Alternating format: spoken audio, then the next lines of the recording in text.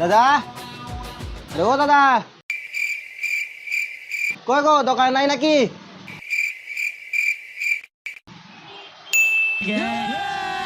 দাদা,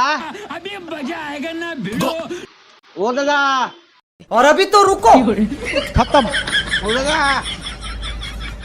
কি দাদা দোকানে মন টন লাগছে না নাকি? আরে না দাদা, ওরকম ব্যাপার না, এই মালগুলো আনতে গেছিলাম। কার ভরসায় ছেড়ে দিচ্ছ?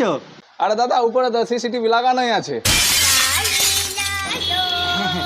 দাদা বলছিলাম কি না, আমি না দুটো মিষ্টি খেয়েছি, একটা কালো মিষ্টি একটা লাল মিষ্টি।